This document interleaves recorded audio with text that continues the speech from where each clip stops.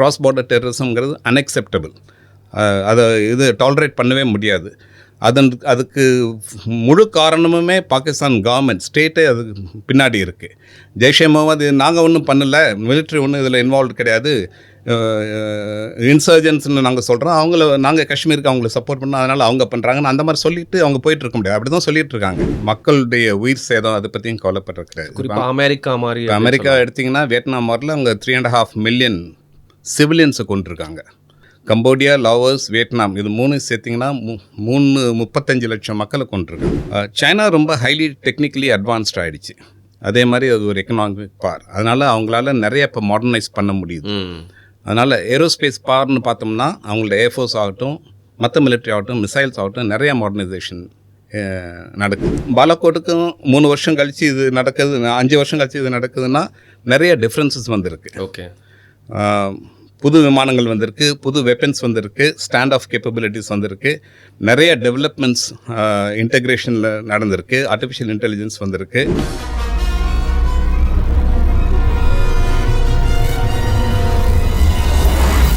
வணக்கம் வருண் டாக்ஸ் நேயர்களே. புயலுக்கு பின் அமைதி அப்படின்னு சொல்லுவாங்க. இப்போ தான் நிறைய பேர் வந்து ஆப்ரேஷன் சிந்தூரை பற்றி கொஞ்சம் கொஞ்சமாக யூடியூப்பில் பேசுகிறத வந்து குறைச்சிருக்காங்கன்னு சொல்லலாம். ஏன்னா அது நடந்துட்டு இருக்கும் போதே வந்து பார்த்திங்கன்னா ஒரு சென்சேஷனலைஸ் பண்ணிடணும் அப்படிங்கிறதுக்காக வந்து முழு இன்ஃபர்மேஷன் தெரியாமல் நிறைய பேர் ஹாஃப் பேக்டு இன்ஃபர்மேஷன் கொடுத்துருந்தாங்க. அது மட்டும் இல்லாமல் ஒரு சென்சிட்டிவான இஷ்யூ அப்படிங்கிறதுனால கொஞ்சம் ரெஸ்பான்சிபிளாக நிறைய விஷயங்கள் பேசணுங்கிறதுனால அதை குறித்து நம்ம வந்து அதிகமாக பெருசாக வந்து பேசலை. இதுக்கு முன்னாடி ஒரு 2 காணொலிகள் வந்து பண்ணியிருப்போம். இன்றைக்கி வந்து பார்த்திங்கன்னா ஒரு ப்ராடர் பெர்ஸ்பெக்டிவ் நிறைய பேருக்கு கிடைக்கணும் அப்படிங்கிறதுக்காக ஒரு சின்ன இனிஷியேட்டிவ் எடுத்திருக்கேன். But with lot of effort இன்றைக்கி நம்ம கூட இணைஞ்சிருக்கிறது வந்து பார்த்தீங்கன்னா ஏர் மார்ஷல் மாதேஸ்வரன் அவர்கள். வணக்கம் சார். வெல்கம். வணக்கம் sir. Thank you so much for coming first of all sir. Yeah. And இந்த டைமில் உங்கள் கூட வந்து நிறைய பேர் வந்து இதை பற்றி பேசணும்னு சொல்லிட்டு நினச்சிட்டு இருப்பாங்க. ஏன்னா அவங்களுக்கு அதை பற்றி இன்ஃபர்மேஷன் தெரிஞ்சுக்கணும். இது வந்து ஒரு பாமர மக்களாக இருக்கிற ஒரு சிட்டிசன் கூட இதை பற்றி நிறைய விஷயங்கள் தெரிஞ்சுக்கணும் அப்படின்னு நினைக்கிறாங்க. அந்த வகையில் வந்து பார்த்தீங்கன்னா உங்ககிட்ட நிறைய பேர் இதை பற்றி வந்து தொடர்ந்து கேட்டுகிட்டே இருக்காங்க. நீங்கள் எக்ஸ்பிளைன் பண்ணிட்டு இருக்கீங்க. ஒரு செமினார் வேறு நடக்க போகுது இல்லையா சார், கொஞ்சம் வரக்கூடிய நாளில். அண்ட் கவர்னர்லாம் கூட வந்து அதில் கலந்துக்க போகிறாங்க அப்படின்னு சொல்லியிருந்தீங்க. ஸோ இதை குறித்து வந்து பார்த்தீங்கன்னா எனக்கு ஒரு 3 கேள்விகள் இருக்குது. ஸோ நீங்கள் என்னோட கேள்விகளுக்கு விளக்கம் அளித்தா ரொம்ப நல்லாயிருக்கும். ஸோ முதல்ல இந்த ஆப்ரேஷன் சிந்தூர் அப்படிங்கிறது ஒரு ஸ்ட்ராட்டஜிக்கல் ஒரு ஸ்ட்ரைக், ஒரு சர்ஜிக்கல் ஸ்ட்ரைக்காக மட்டும்தான் நம்ம வந்து பார்க்கணுமா? பட் ஒரு ப்ராடர் பெர்ஸ்பெக்டிவ் இருக்கா? அந்த ஒரு நிகழ்வு மட்டும் இல்லாமல் இந்தியன் டிஃபென்ஸ் வந்து பார்த்திங்கன்னா என்ன மாதிரியான ஒரு ப்ராடர் பெர்ஸ்பெக்டிவில் ப்ராடர் பிளானில் இது வந்து பண்ணியிருக்காங்க? இதை சுற்றி நம்மளுக்கு தெரியாமல் நிறைய விஷயங்கள் இருக்கும்ல, அப்படி ஏதாவது இருக்குது அப்படின்னு நம்ம சொல்லலாமா? வெல், ஆப்ரேஷன் சிந்தூர் வந்துட்டு ஒரு லார்ஜர் பெர்ஸ்பெக்டிவில் பார்க்கணும்னா அது ஒரு டிரான்ஸ்ஃபர்மேஷனல் ஈவெண்ட்னு சொல்லணும். ஏன்னா இது வரைக்கும் நம்ம பாகிஸ்தானோட 4 போர்கள் நடந்திருக்கு. 47, 48, அப்புறம் 65, 71, 99. கார்கில் ஒரு லிமிட்டட் வார்னு சொல்லுவோம். எஸ். ஃபுல் ஃப்ளேஜட் வார்ஸ், மற்ற 3 ஃபுல் ஃப்ளேஜட் வார்ஸ். அது தவிர சீனாவோட 62 போர் நடந்தது. அதுக்கப்புறம் ஸ்கர்மிஷஸ், இப்போ 2020 கல்வானில் ஒரு பெரிய ஸ்கர்மிஷ் நடந்தது. அதனால் இந்த மாதிரி தான் கண்டினியூட்டியாக போயிட்டுருக்கு. சுதந்திரம் அடைஞ்சதுலேருந்து நம்ம வந்துட்டு இப்போ வெஸ்டர்ன் நேஷன்ஸ் பார்த்தோம்னா அவங்க உலக இன்டர்நேஷ்னல் சிஸ்டம்னு சொல்லுவோம் இல்லையா, இன்டர்நேஷ்னல் ஆர்டர்னு சொல்லுவோம். அதை வெஸ்டர்ன் நேஷன்ஸ் 400 வருஷமாக டாமினேட் பண்ணுறாங்க. அவங்களுடைய அடிப்படை டாமினேஷனே போரில் தான் இருக்குது. ஓகே, அதை வச்சு கண்ட்ரோல் பண்ணுறாங்க. அதனால் அவங்க வந்துட்டு ஹெசிடேட் பண்ணுறதில்ல. எங்கே இன்டர்வென்ஷன் பண்ணணுமோ, எங்கே போய் அடிக்கணுமோ அதை பற்றி அவங்க ஹெசிடேட் பண்ணுறது கிடையாது. 2வது மக்களுடைய உயிர் சேதம் அதை பற்றியும் கவலைப்படுறது கிடையாது. குறிப்பாக அமெரிக்கா எடுத்திங்கன்னா வியட்நாம் மாதிரில அவங்க 3.5 மில்லியன் சிவிலியன்ஸை கொண்டிருக்காங்க. வியட்நாமீஸ் சோல்ஜர்ஸ் விடுங்க தனியாக. கம்போடியா, லாவோஸ், வியட்நாம் இது 3 சேர்த்திங்கன்னா 35 லட்சம் மக்களை கொண்டிருக்காங்க. பாமர மக்கள். சரியா? அதை பற்றி அவங்க கவலைப்படுறது கிடையாது. International court of justice, international criminal court America ஒன்றும் பண்ண முடியாது. அதுக்கு நாங்கள் சப்ஜெக்ட் கிடையாதுன்னு கொண்டு வர விட மாட்டாங்க. இப்போ காசா எடுத்திங்கன்னா இஸ்ரேல் அங்கே பண்ணுறது, எத்தனை குழந்தைகள் எத்தனை விமன் சாடிக்கிறாங்கிறது இது ஒரு வெஸ்டர்ன் பேட்டர்ன். இன்னைக்கு வரைக்கும் அந்த கொடுமை போயிட்டு தான் இருக்குது. இது ஒரு வெஸ்டர்ன் பேட்டர்ன். இந்தியாவை பொறுத்த வரைக்கும் நம்ம வந்துட்டு யாரோடையும் போருக்கு போக மாட்டோம். மற்ற நாட்டுடைய டெரிட்டரி நம்மளுக்கு தேவையில்லை, மற்ற எல்லாம் அமைதி தான் விரும்பணுங்கிற மாடலில் தான் நம்ம டெவலப் பண்ணியிருக்கோம். உலகத்துக்கும் அதை தான் நம்ம பொதிக்கிறோம். ஆனால் நம்ம மேலே போர் திணிக்கப்படுது. போர் திணிக்கப்படும் போது நம்ம வந்துட்டு திருப்பி அடிக்கிறோம் அப்போ கரெக்டாக. அதனால் 47 அவங்க இன்வைட் பண்ணி காஷ்மீர் பாதி இது ஆக்கிரமிச்சாங்க. இப்போ காஷ்மீரை சேவ் பண்ணுறதுக்காக நம்ம ரிட்டாலியேட் பண்ணோம். அதே மாதிரி 65க்குள்ள யாயா அயூப் கான் வந்துட்டு ஒரு பெரிய பிளான் பண்ணி காஷ்மீரை நம்ம பிடுங்கணுங்கிறதுக்காக பிளான் பண்ணி இன்டர்வியூன் பண்ணது. அதை நம்ம முதல்ல கண்ட்ரோல் பண்ணி காஷ்மீர்லேயே லிமிட் பண்ண பார்த்தோம். அவங்க அடங்கலைன்ன உடனே மற்ற இடத்துல லால் பகதூர் சாஸ்திரி ஓப்பன் பண்ணார். அதுக்கப்புறம் சீஸ்ஃபயர் வந்தது. 71ல் யாயா கானுடைய பெரிய ஒரு அடக்குமுறை பெங்கால் நேஷ்னலிசம் மேலே வந்ததுனால அதை போய் அடக்கணுன்ட்டு பெரிய ஜெனோசைடே நாங்கள் நடந்தது. 10 லட்சம் அகதிகள் இந்தியாவுக்குள்ளே வந்தாங்க. அப்போ இந்திரா காந்தி ஒரு ட்ரெமெண்டஸ் லீடர்ஷிப் எக்ஸிபிட் பண்ணி அப்புறம் உலக நாடுகள்லாம் எடுத்து சொல்லி அப்போவும் அவங்களுடைய சப்போர்ட் கிடைக்காதப்போ நம்ம வந்துட்டு சரி நம்ம இன்டர்வியூன் பண்ணி இது பண்ணணுங்கிறதுல நம்ம ஃபுல் ஃப்ளெஜ்ட் வாரில் இறங்கணும். அதுலேயும் கூட அவங்க தான் முதல்ல தொடங்கினாங்க. அதுக்கப்புறம் நம்ம திருப்பி அடித்தோம். நம்ம அதுலேயும் நம்ம வந்து இழுக்கப்பட்டுட்டோம் இல்லை. ஆனால் அது ஒரு பெரிய சிறந்த போர் உலக சரித்திரத்தில். அதே மாதிரி ஜஸ்ட் வார்னு சொல்லும்போது அதுதான் மாடல் ஜஸ்ட் வார். ஓகே, ஒரு நாட்டை வந்துட்டு சுதந்திரம் அடைய வச்சுட்டு அப்புறம் அந்த நாட்டை நம்ம ஈஸியாக ஆக்குப்பை பண்ணிருக்கலாம். அது பண்ணல. 3 மாதம் கழித்து அது அவங்கக்கிட்ட ஒப்படைச்சிட்டு நம்ம வெளியில் வந்துட்டோம். அதனால் அது ஜஸ்ட் வார்ங்கிற எக்ஸாம்பிளுக்கு நிறைய சரித்திரத்தில் மிலிட்ரி ஹிஸ்ட்ரி பங்களாதேஷ் சொல்கிறோம். அது மாடலாக நம்ம சொல்லுவோம். அதே சமயத்தில் ரொம்ப பிளான் பண்ணி ரொம்ப பிளிட்ஸ்கிரீங்கிற ஒரு அதிவிரைவான ஒரு போர் முறைங்கிறதுல அதுவும் ஒரு எக்ஸாம்பிள். ஓகே, 99 வந்து நம்ம மேலே திணிக்கப்பட்ட போர். முஜாஹிதீன்கிற போர்வையில் வந்து ஆக்கிரமித்து அவங்க மேலே வந்துட்டு நம்ம அந்த திராஸ் லே இருந்து ஸ்ரீநகர் கனெக்ட் பண்ணுற அந்த ஆர்ட்ரி ரோடுன்னு சொல்லுவோம். அதை டாமினேட் பண்ணுறதுக்கு முஷாரஃபுடைய ஐடியா அதை ஆரம்பிச்சிட்டாங்க. அதனால் ஊடுருவி அதை ஆக்கியபை பண்ணாங்க. அதே நம்ம வந்துட்டு கடைசியில் உலக நாட்டுக்கு எடுத்து சொல்லி ஏன்னா ஷிம்லா அக்ரிமெண்ட் படி எல்ஓசி ஒரு கிட்டத்தட்ட ஒரு பார்டர் மாதிரி ஆயிடுச்சு. அதை சேஞ்ச் பண்ணக்கூடாது. கிளின்டன் அதுதான் சொன்னார், this is not an age for changing borders by force, you have to நெகோஷியேட்ன்ட்டு. அதனால் திருப்பி நம்ம அடித்தோம். ஆனால் நம்ம க்ராஸ் பண்ணல. ஓகே, வேண்டும்னா அப்போ அடிச்சிருக்கலாம் நிறைய பிஓகே காஷ்மீரை. ஆனால் இப்போ வாஜ்பாய் வந்துட்டு நம்ம இதை ரெக்கவர் பண்ணோம், இவங்க யார் உள்ளே வந்திருக்காங்களோ அவங்கள துரத்தி அடிங்கன்ட்டு அது மட்டும் தான் சொல்லுவேன். அது மட்டும் பண்ணால் போதுன்ட்டு அது லிமிட்டட் வார் ஆயிடுச்சு. அதனால் இதுதான் நம்மளுடைய ஒரு பேட்டர்னாக இருந்திருக்குது. 2001 பார்லிமெண்ட் அட்டாக் நடந்தது. நம்ம மொபிலைஸ் பண்ணோம், கோயசிவ் அப்ரோச் எடுத்தோம். டிசம்பரில் நம்ம ஆக்சுவலாக போரே தொடங்கியிருக்கலாம். ஏன்னா பார்லிமெண்ட் அட்டாக்ங்கிறது ஒரு நாட்டுடைய ஒரு it's a temple of democracy. போர் தொடங்கிறதுக்கு எல்லா உரிமையும் நமக்கு இருந்தது. உலகமும் அதை அக்செப்ட் பண்ணுச்சு.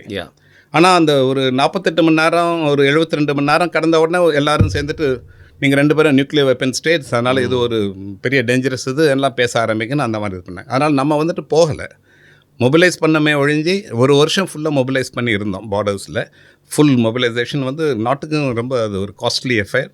அதே சமயத்தில் மிலிட்ரிஸ் வந்துட்டு ஃபேஸ் டு ஃபேஸ் எங்கேஜாக இருந்தாங்க.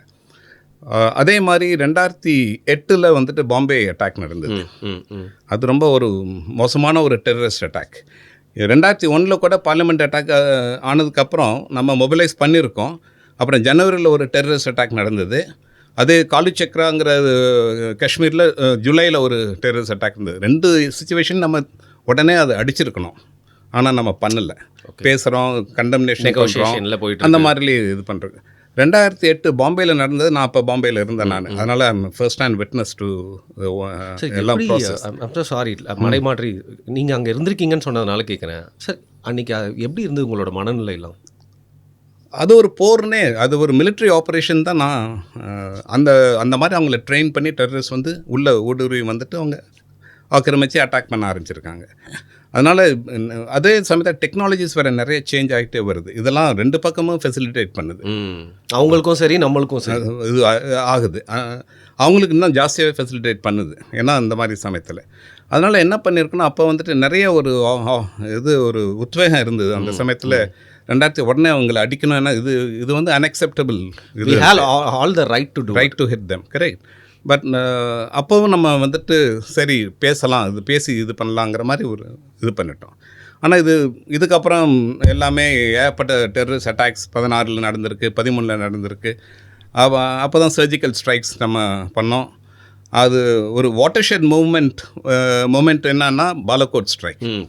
அப்போ அது வந்துட்டு என்ன அப்போ தான் ஒரு மெசேஜ் கொடுக்குறோம் நம்ம, இந்த மாதிரி இனிமேல் இது ஒரு அன்அக்செப்டபிள் லிமிட்டுக்கு போயிருக்கு, அதனால் இதை வந்துட்டு நாங்கள் பனிஷ் பண்ணோம்னா உங்கள் பார்டரை தாண்டி அடிக்கிறதுக்கு நாங்கள் தயாராக இருக்கோங்கிற ஒரு மெசேஜ் அது போகுது.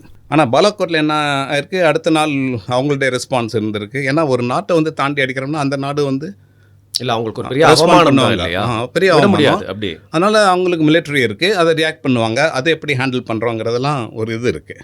துரதிருஷ்டமாக அந்த 2வது நாள் வந்துட்டு நம்மளுடைய ஒரு பைலட் வந்துட்டு POW போயிட்டார். அப்போ அதனால் அதையெல்லாம் வேறு விதமாக நம்ம வேறு விதமாக ஹேண்டில் பண்ண வேண்டியதாக இருந்தது.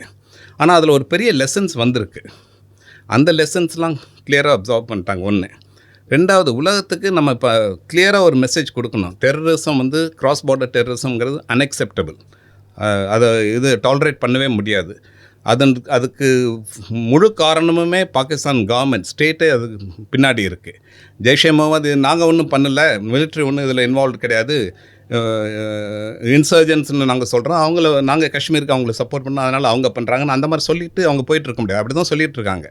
ஆனால் ஜெய்ஷே முகமது ஆகட்டும், LET ஆகட்டும், லஷ்கர் தாய்பா ஆகட்டும், இவங்க எல்லாமே ஃபெசிலிட்டேஷன் எல்லாமே கவர்மெண்ட் தான் கொடுக்குது அவங்களுக்கு. பாகிஸ்தான் கவர்மெண்ட் கொடுக்குது, பாகிஸ்தான் ஆர்மி கொடுக்குது, ஆர்மி ட்ரைனிங் கொடுக்குது அவங்களுக்கு. ஆர்மிக்கு ஒரு எக்ஸ்டர்னல் ஏஜென்ட்ஸாக அவங்க வேலை பண்ணுறாங்க. அதனால் இது வந்துட்டு உலகத்துக்கே தெரிஞ்ச விஷயம்.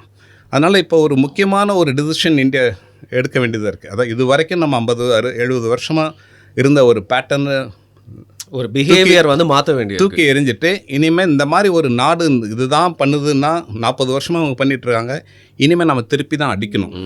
திருப்பி அடிக்கிறது எப்படி அடிக்கணும்னா அவ்வளோ ஹார்டாக இருக்கணும், அதை வந்துட்டு அவங்களுக்கு அவ்வளோ காஸ்ட்லி ஆகணும். இனிமேல் அதை அவங்க அந்த மாதிரி பண்ணுறதுக்கு அவங்க அவங்களுக்கு அது ஒரு பெரிய எக்ஸ்பென்சிவான ஒரு ப்ராசஸாக போகணுங்கிறது. அதனால் பாலக்கோட்டில் அதுதான் நம்ம டெமான்ஸ்ட்ரேட் பண்ணியிருக்கோம். ஆனாலும் அது ஒரு லிமிட்டடாக இருந்தது. அதை மீறி இப்போ திருப்பி பேல்காமில் இந்த மாதிரி ஒரு ரொம்ப சிவிலியன்ஸ் 26 பேர் கொண்டிருக்காங்கன்னா இப்போ திருப்பி ரொம்ப கிளியராகவே அடிக்கணுங்கிறது ஓவரால் மெசேஜ். 2வது, பாலக்கோட்டுக்கு அப்புறம் நம்ம இப்போ இருக்கிறதும் ஒரு இன்எஃபெக்டிவ் மெசேஜாக இருந்ததுன்னா உலகம் வந்துட்டு நம்மளை அவ்வளோ சீரியஸாக எடுத்துக்காது.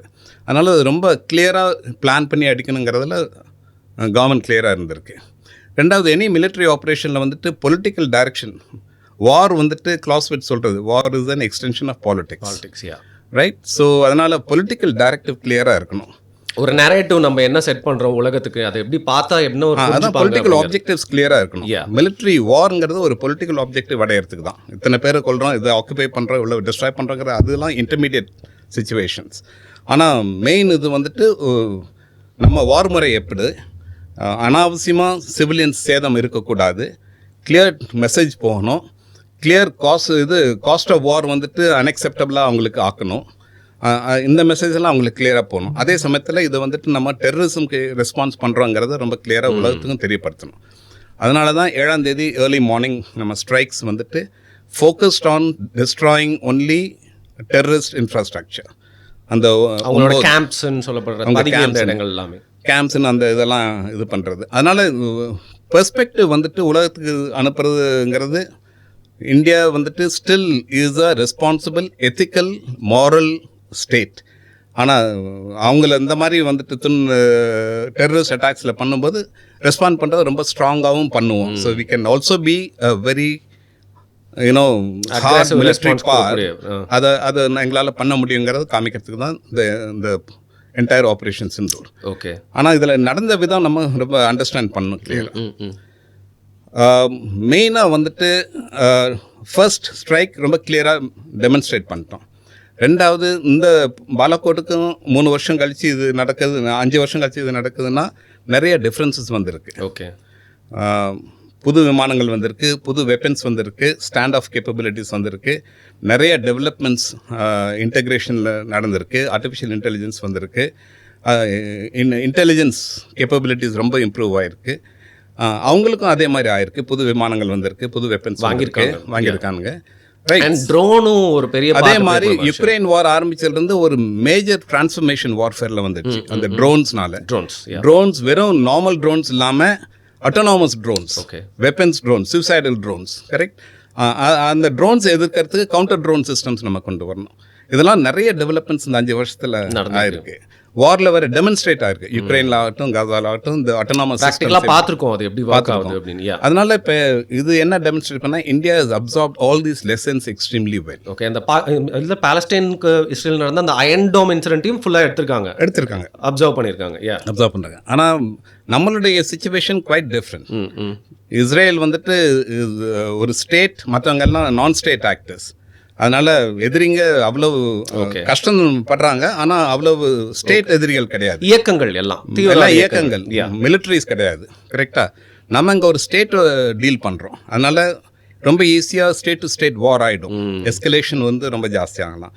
அதனால் எஸ்கலேஷன் எப்படி நம்ம கண்ட்ரோல் பண்ண போகிறோம், அதே சமயத்தில் எப்படி டெரரிஸ்ட் இன்ஃப்ராஸ்ட்ரக்சரை டிஸ்ட்ராய் பண்ண போகிறோம், அதுக்கு பாகிஸ்தான் ரெஸ்பாண்ட் பண்ணும்போது எஸ்கலேட் பண்ண பார்ப்பாங்க. அதை எப்படி கண்ட்ரோல் பண்ணுறோம், இதெல்லாம் ரொம்ப யோசிச்சு இன்னும் தூண்டி விட பார்ப்பாங்க. ஏன்னா அப்போ தான் உலகம் வந்துட்டு இன்டர்வீன் பண்ணோம். இதுதான் அவங்களுடைய ஆப்ஜெக்டிவ். இதெல்லாம் வந்துட்டு நல்லா யோசனை பண்ணி பிளான் பண்ணி ரொம்ப கிளியராக பண்ணிருக்கோம் அந்த வேலை. ஓகே, அதனால் என்னாச்சு, நீங்கள் பார்த்தீங்கன்னா 7ஆம் தேதி காலையில் நம்ம அட்டாக் பண்ணுறோம். இது 14 days, பஹல்காமுக்கு அப்புறம் 14 daysக்கு அப்புறம் நம்ம அட்டாக் பண்ணுறோம். அதனால் சர்ப்ரைஸ் அவங்களுக்கு கிடையாது. அவனுக்கு இதை எதிர்பார்த்துட்டு இருக்காங்க, ப்ரிப்பேர்டாக இருக்காங்க. அதையும் மீறி நம்ம இன்டெலிஜென்ஸ் சிஸ்டம்ஸ் அவங்க டெரரிஸ்ட் இன்ஃப்ராஸ்ட்ரக்சர் எங்கே இருக்குன்னு கிளியராக டார்கெட் ஐடென்டிஃபிகேஷன் பண்ணிருக்கு. ப்ரிசிஷன் வெப்பன்ஸ் யூஸ் பண்ணி அதை டிஸ்ட்ராய் பண்ணுறோம். இது பெரிய ஒரு அவமானம். அதனால் அவங்க ரெஸ்பாண்ட் பண்ணுறாங்க அடுத்த நாளே. அதையும் நம்ம டேக்கிள் பண்ணுறோம். அதில் நம்மளுடைய ஏர் டிஃபென்ஸ் சிஸ்டம்ஸ் நம்ம பிரமாதமாக இன்டெகிரேட் ஆகிருக்கு இந்த தடவை.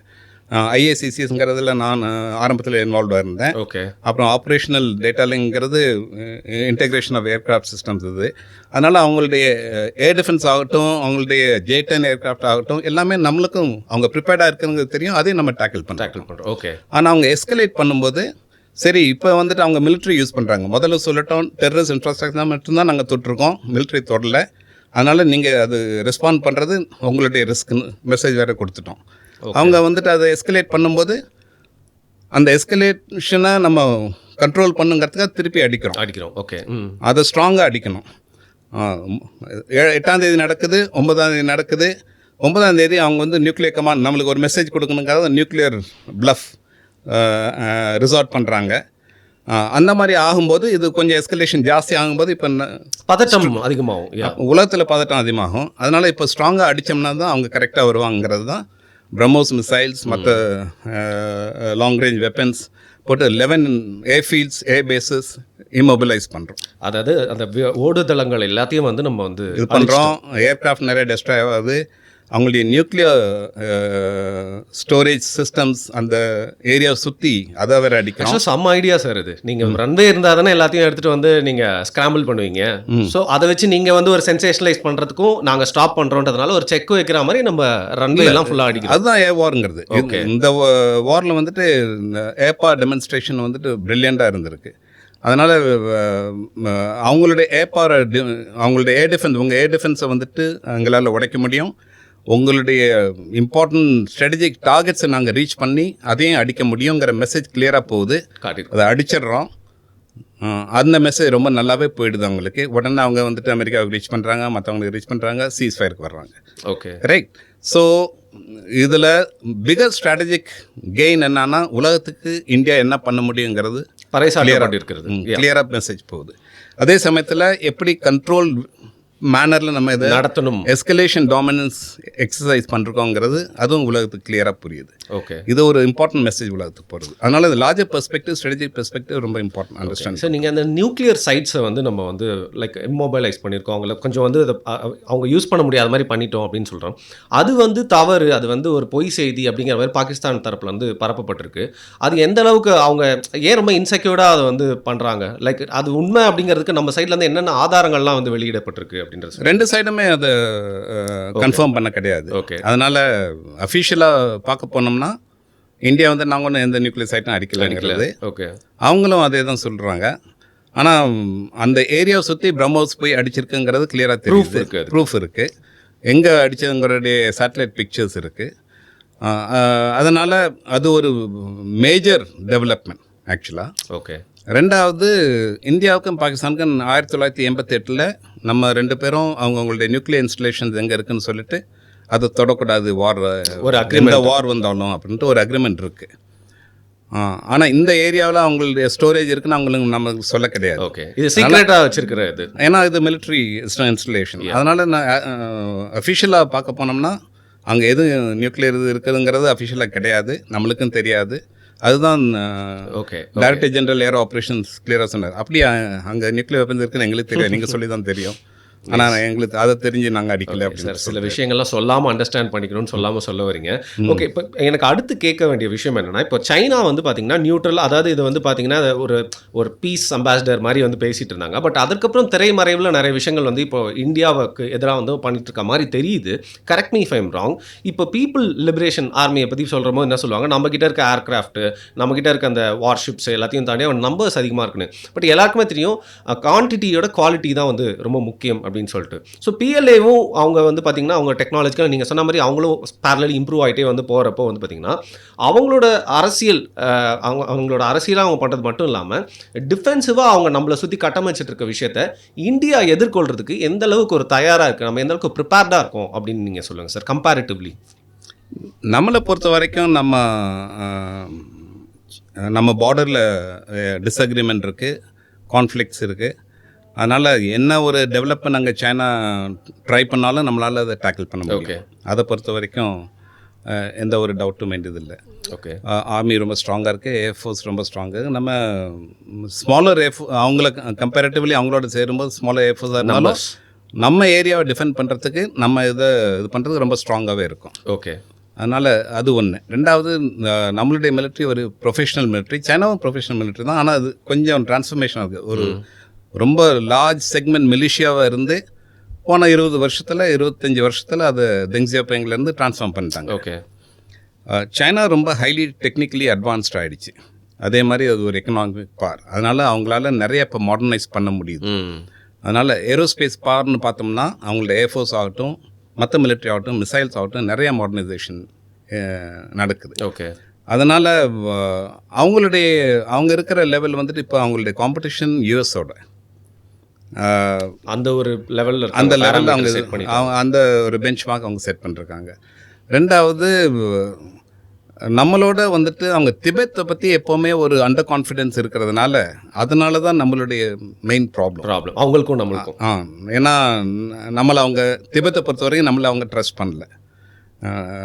கவர்மெண்ட் இன் எக்ஸைல் தர்மசாலாவில் ஆப்ரேட் ஆகுது, அது ஒரு பெரிய இரிட்டன் அவங்களுக்கு.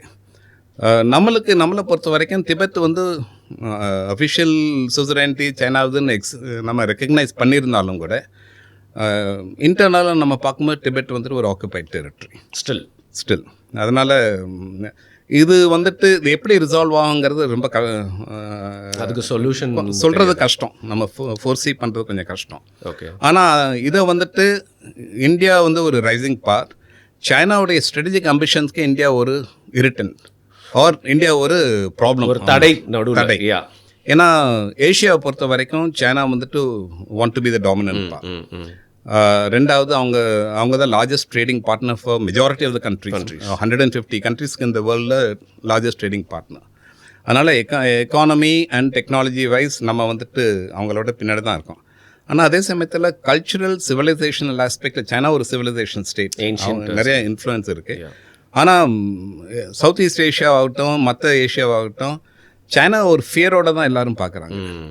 இந்தியா பொறுத்த வரைக்கும் ஒரு அப்ரோச், ரொம்ப ஒரு குட்வில் இருக்குது. அதனால் அவங்க இந்தியா வந்து இன்னும் ஸ்ட்ராங்காக வரணும், அப்போ சைனாவை வந்து ஒரு பேலன்ஸ் ஆக்கணும்னு மற்றவங்களும் ஆசைப்படுறாங்க. ஓகே, அதனால் அந்த விதத்தில் இந்தியாவுக்கு இன்னும் என்வாரன்மெண்ட் பெட்டராக இருக்குது. But China is a growing major பா.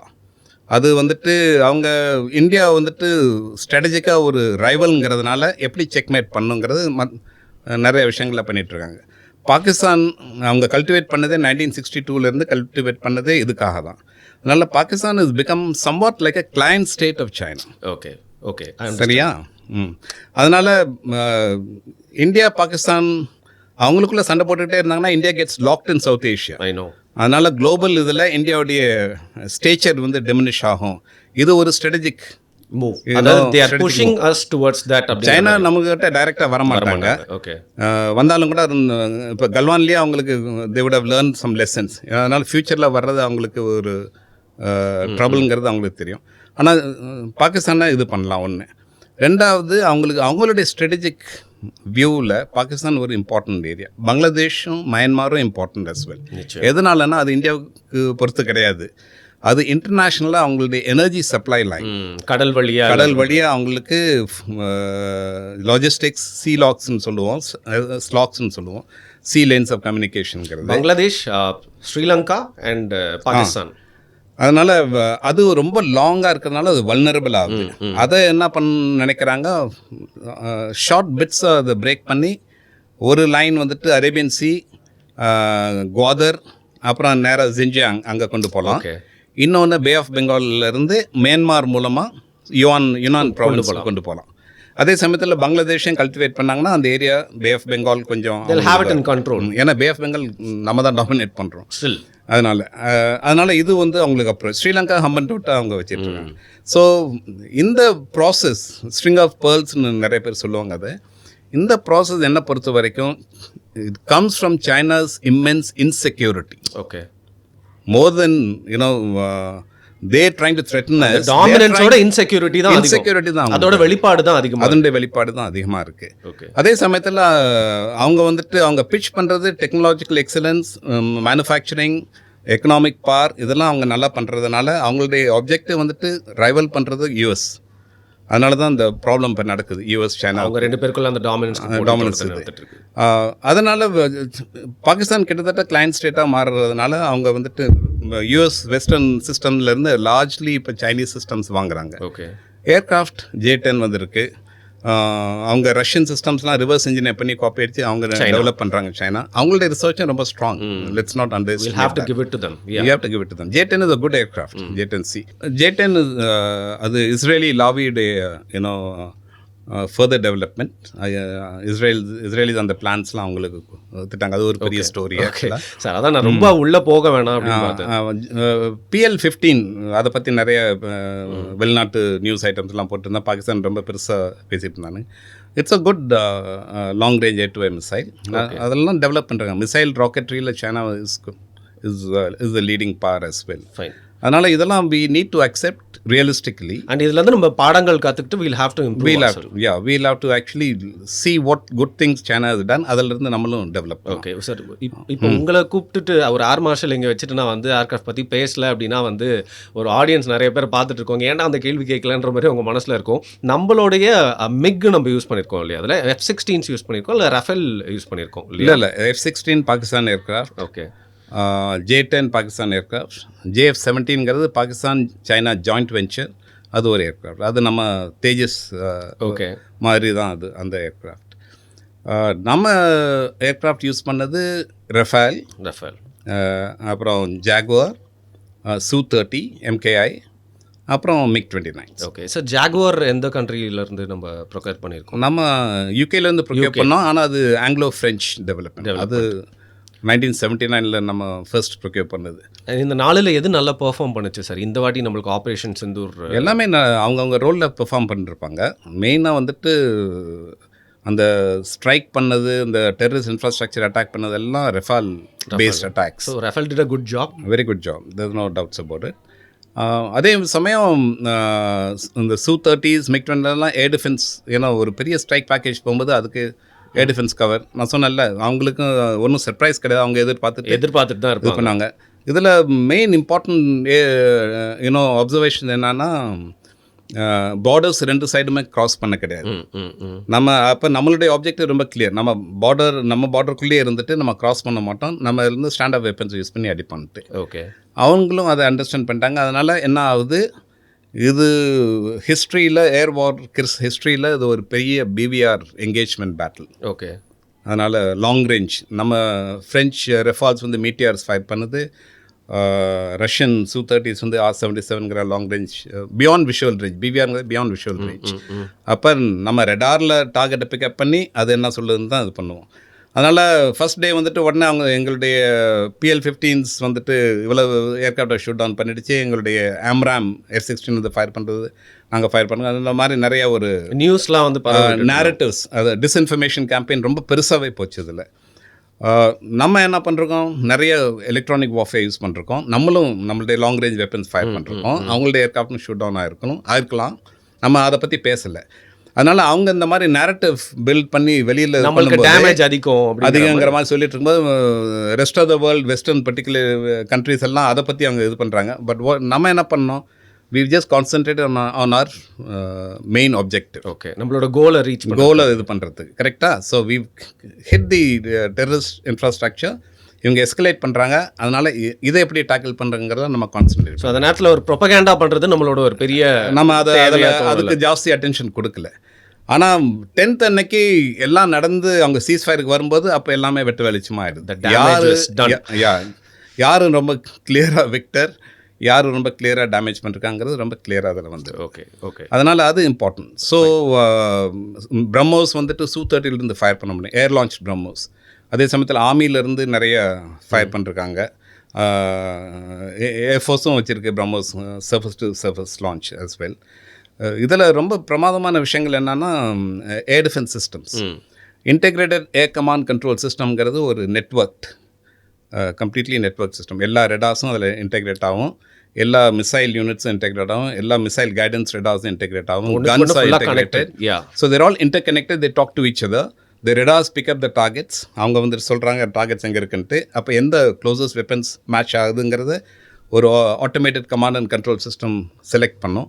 அதை செலக்ட் பண்ண உடனே நம்ம அது ஆர்டர்ஸ் கொடுப்போம், உடனே அதை எங்கேஜ் பண்ணோம். எவ்வளோ காம்ப்ளெக்ஸாக இருக்குது. Okay, so it's a beautiful system. ஆனால் இது ஸ்டோன் வால் மாதிரி ஆயிடுச்சு அவங்களுக்கு. So they threw a lot of drones, நிறைய மிசைல்ஸ், நிறைய ராக்கெட்ஸ் எல்லாத்தையுமே ஷூட் டவுன் பண்ணிட்டாங்க. ஆர்மியுடைய ஆகாஷ் தீர்ங்கிறது ஆர்மியுடைய பழைய L-70 கன்ஸ்லாம் நாங்கள் 50 வருஷமாக யூஸ் பண்ணிகிட்ருக்கோம். அப்புறம் ஓசா ஏகேங்கிறது ரஷ்யன்ஸ் க்ளோஸ் ரேஞ்ச் மிசைல்ஸ், அதையும் கிட்டத்தட்ட 50 வருஷமாக யூஸ் பண்ணிகிட்ருக்கோம். அதெல்லாம் அப்கிரேட் பண்ணி அதெல்லாம் இதில் இன்டெகிரேட் பண்ணி, அதனால் they were able to shoot down with guns quite a lot of drones. Okay, so this is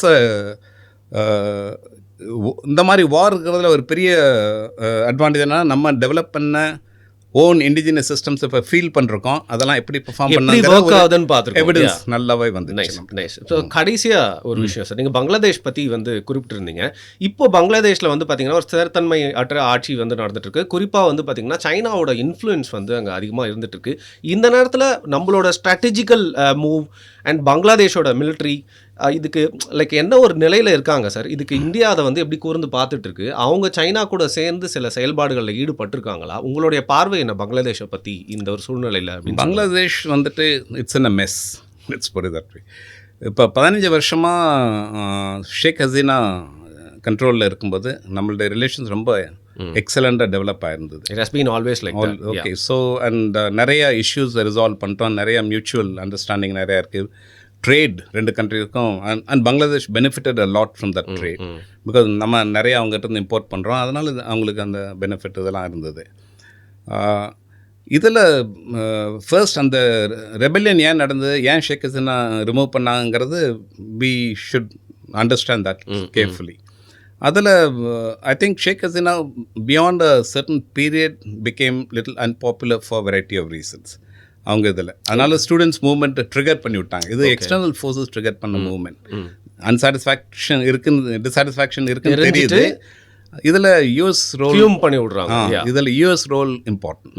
அதுதான் ஷேக் ஹசீனா திருப்பி சொல்லிட்டுறாங்க. They wanted an island, US wants to get into bay of Bengal. கரெக்டாக? அது ஒன்று. சைனாவோட இன்ஃப்ளூயன்ஸ் இன்க்ரீஸ் ஆகிட்டு இருந்தது ஷேக் ஹசீனா டைம்லேயே. நிறைய வெப்பன்ஸ் வாங்குறாங்க, நிறைய மற்ற இன்ட்ராக்ஷன் உறவு இருக்குது. The US wants to checkmate China as well. Okay. So now Bangladesh has become a region where the US is involved. அவங்களோட இன்ட்ரெஸ்ட் இருக்கு, சைனாவோட இன்ட்ரெஸ்ட் இருக்கு. So it's a battle between those two, one. And second is the chief administrator வந்திருக்கால Nobel prize, அவர் பேர் என்ன, I'm just not getting it. So he is a person parachuted by the US into Bangladesh. Okay, air drop பண்றாங்க அவர். Yeah, correct. Okay.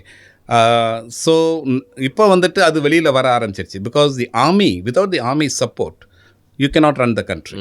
So the army chief 2 நாளைக்கு முன்னாடி கிளியராக சொல்லிட்டாரு, சில டிசிஷன்ஸ் எடுக்கிற இந்த கவர்மெண்ட்டுக்கு எங்களுக்கு பிடிக்கல, ரெண்டாவது சீக்கிரமாக எலெக்ஷன்ஸ் கண்டக்ட் பண்ணோம். ஸோ அதுவும் ரைட்டு தான். எலெக்ஷன்ஸ் கண்டக்ட் பண்ணாங்கன்னா some political party will come. There will be a strong leader who will be... strong leader, somebody well represented by the people will come, correct? Khalid Zia வரலாம், Khalid Zia உடைய அவங்களோட party வரலாம், வாய்ப்பு இருக்குது. இப்போ வந்தாலும் கூட she is not very friendly to India in the past, but times can change. ஒரு elected government இருக்கும்போது we can deal with it better. இப்போ வந்துட்டு it's quite a As you said, it's a mess. It's in a mess. And the external players of interfering into, which is not a good thing. நம்மளுக்கு அது சுத்தமாக பிடிக்காது. அதனால் அதை tackle பண்ணோம்னா நம்மளும் எலெக்ஷன் சீக்கிரமாக வர என்கரேஜ் பண்ணணும். அந்த எலெக்ஷன் கண்டக்ட் பண்ண பிறகு யார் வர்றாங்களோ அவங்கள இது பண்ணணும். ஷேக் ஹசீனா இவங்க ஓரம் கட்டிடுவாங்க இப்போதைக்கு, கூடிய சீக்கிரம். அதில் டேஞ்சர் என்னன்னா இந்த ரிலீஜியஸ்லி ரேடிக்கல் பார்ட்டிஸ், அவாமி, ஐ மீன் தீவிரவாத ஜமாயத், இது இஸ்லாமி அந்த பார்ட்டிஸ்லாம், தீவிரவாதிகள் பார்ட்டிஸ்லாம் வரத்துக்கு ட்ரை பண்ணுறாங்க. அவங்க வந்துட்டாங்கன்னா then Bangladesh will be in serious crisis. It's going to get more uglier and messier அப்படிங்க. இப்போ நம்ம வந்து பார்த்தீங்கன்னா ஆப்ரேஷன் சிந்தூருக்கு அப்புறம் நான் ஏற்கனவே சொன்ன மாதிரி புயலுக்கு பின் அமைதி மாதிரி இதை பற்றி வந்து ஒரு ஜென்ரலாக நியூஸாக தேடி பார்க்கணுன்னு மக்களுக்கு ஆர்வம் குறைஞ்சதுனால வந்து பார்த்தீங்கன்னா இவ்வளோ விஷயங்கள் நடந்துட்டு இருக்குன்னு நிறைய பேருக்கு வந்து தெரியல. ஸோ நீங்கள் வந்து பார்த்தீங்கன்னா ஒரு மிலிட்ரி வார்ஃபேர் ஸ்ட்ராட்டஜி, அதில் யூஸ் பண்ணியிருக்க டெக்னாலஜி அப்ஸ் அண்ட் டவுன்ஸ் மட்டும் இல்லாமல் உலக அரசியலை வந்து விளக்கி சொன்ன மாதிரி எனக்கு தோணுச்சு. மிக்க நன்றி உங்களோட நேரத்துக்கு. நீங்கள் ரொம்ப வேல்யூபிளான நிறைய இன்ஃபர்மேஷன் என்கிட்ட பகிர்ந்துருக்கீங்க. If at all you're interested இந்த ஃபியூச்சரும் உங்கள் கூட வந்து நிறைய வந்து தொடர்ந்து பயணிக்கிறதுக்கான வாய்ப்பு இருந்தால் ரொம்ப சந்தோஷமாக இருக்கும். Thanks for coming again sir. Welcome. Thank you.